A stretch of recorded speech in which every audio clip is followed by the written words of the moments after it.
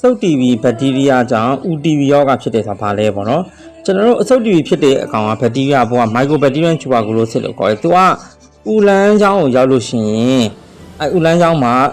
UTV ဖြစ်ပြီးတော့နော်နာတာရှည်ရောဂါပုံစံနဲ့မကုသအောင်ဆိုရင်ဖြစ်တယ်ကုသရင်တော့လုံးဝပျောက်ခင်းပါတယ်နော်အဲ့ဒီတစ်ချက်ပြောချင်ပါတယ်နောက်ကအဆုတ် TV ရှိတဲ့လူကချွဲသလိပ်ပါတဲ့နော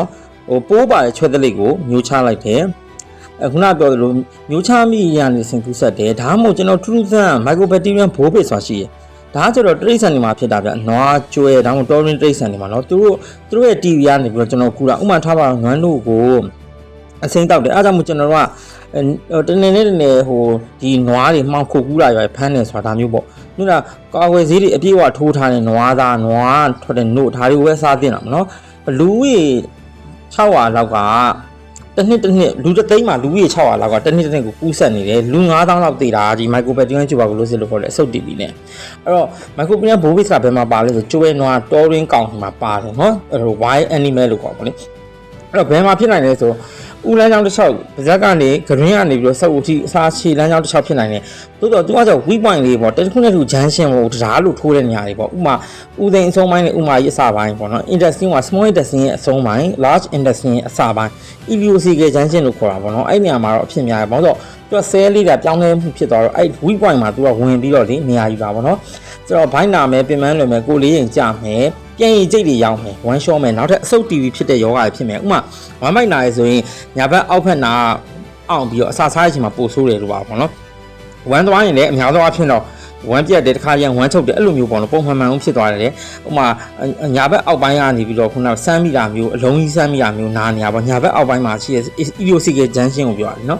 ်ကိုလေးချိန်ကကြလာမယ်အပူတွေတက်လာမယ်ညာဘက်ချွေးပြန်တာတို့ပါဒါကြီးဖြစ်တာပေါ့နော်ဆိုတော့အဓိကတော့ Mycobacterium bovis ပိုင်းနို့တွေတောက်မြင်တော့၎င်းအဆုတ် TV ပေါ့နော်မှတဆင်ပြီးတော့ခုနပြောကူးဆက်ရင်တော့၎င်းနောက်ဒီခုနပြောသလိုနီးကတ်တဲ့ organ ပေါ့ဥမာအဆုတ်နဲ့နီးတဲ့နေရာဆိုရင်အဆုတ်နဲ့နီးတဲ့တခြားနေရာလေးကို diaphragm ဆိုတဲ့ရင်ပိုင်းခြားကြော်သားနေပြီးတော့တဆင်ကူးဆက်တာမျိုးတွေအဆုတ် TV ပိုးပါတဲ့သလိပ်ကိုမျိုးချမိတာမျိုးတွေဒါမျိုးတွေဆိုလို့ရှိရင်တော့ဖြစ်နိုင်တယ်ပေါ့နော်အဲ့နောက်ကကြဒါတွေကဘာဖြစ်နိုင်လဲဆိုဘိုင်းနာတဲ့ဥပိတ်တွေဖျားနာမယ်ကိုလေးရင်ကြမယ်ဝမ်းလျှောမယ်သွေးဝင်းနေသွားတာမျိုးတွေဖြစ်နိုင်တယ်ဒါမှမဟုတ်ဆိုတော့ဥကျင်းနေဆိုတော့ဒါကနောက်ဆက်တွဲဆိုးကျိုးတွေပေါ့နော်အနာကျက်တဲ့အခါမှာဥထဲမှာအဲ့ရလေးကနေရာယူမယ်အနာကျက်တဲ့အခါမှာမာရွပြီးတော့ဖြစ်ပြီးတော့တတိယနဲ့ဥလန်းချောင်းကအဝိုင်းကနေပြီးတော့ဘာအချိုက်ပုံစံစောင်းဝိုင်းချမ်းပုံစံတွေဖြစ်ပြီးတော့ပိတ်သွားပါတော့အဲ့ဒါလေးအောက်နောင်ဝမ်းချုပ်တာတွေခဏခဏဖြစ်မယ်နောက်ကဥပေါက်တာတော့အနေများတယ်ဗျာနော်ဥပေါက်လို့ရှိရင်ကျွန်တော်ကုသခက်တယ်အဲ့တော့အထင်းထဲမှာသူကဘာဖြစ်လာမလဲဆိုတော့အလှအထက်တွေဖြစ်ပြီးအလုံးကြီးတို့ဖြစ်နိုင်တယ်ကင်ဆာနဲ့မှားနိုင်တယ်ပေါ့နော်ကင်ဆာတော့မဟုတ်အဆုတ် TV အလုံးကြီးပေါ့နော်ဒါမှမဟုတ်လို့ရှိရင်လည်းအချိုင်ဖြစ်သွားအချိုင်တော့ဥမာကျွန်တော်ကားလမ်းတွေမှာမိုးရင်းခုနကတ္တရာလမ်းတွေပေါက်နေသလိုဥနေရမှာလည်းပေါက်နေတာမျိုးတွေဖြစ်နိုင်တယ်နော်ဆိုတော့အဲ့ဒါမျိုးတွေကိုကျွန်တော်ဘယ်လိုသိနိုင်လဲပေါ့နော်ဝမ်းပိုက်အတွင်းသားအမေးပါးတွေရောင်းတာမျိုးတွေလည်းဖြစ်နိုင်ဆိုတော့ tuberculin skin test ဆိုတာအရေးပြားမှာကျွန်တော် IC လေးထိုးထည့်လိုက်တာIC လေးဆေးပေါ့နော် TV ပိုးလေးဆေးလေးထည့်လိုက်ပြီးတော့ရင်ရှောင်းတာကိုတိုင်းတာကိုပေးရလေးနဲ့နောက်ခါကျတော့ရှင်ကျွန်တော်တို့ရင်ဘတ်တက်မန်တို့เนาะဘိုက်တက်မန်တို့ရိုက်တယ်ကိုလန်နိုစကုပ်ဆိုတဲ့ဖျားနေပြီးတော့ဥမာကြီးတဲ့ကိုထိုးထည့်ပြီးကြည့်တယ်မှန်ပြောင်းအောင်တင်ပြီးရင်အိုက်ကနေဗာလေးယုံဆိုတော့အသားသားယူပြီးစစ်တာမျိုးတွေဒါတွေလုပ်လို့ရတယ်အဓိကဘာပဲလဲဆိုတော့ TV ဆေးတောက်အောင်ပါ TV ဆေးကို2မျိုးဆက်3မျိုးဆက်ကို6လနေ9လထိတောက်မတက်တာရင်တော့ခုနဥကျိန်းနာတွေဥပိတ်တာတွေဥပေါက်တာတွေဖြစ်တယ်ဆိုရင်တော့ကျွန်တော်ဘာလုပ်ရမလဲခွဲရမှာပေါ့နော်ဒါနောက်ဆက်တွဲဆိုးကျိုးတွေပေါ့နော်ဒါက UTV ကစောစောသိပြီးစနစ်စကုမယ်ဆိုလုံးဝပျောက်ကင်းတဲ့ယောဂ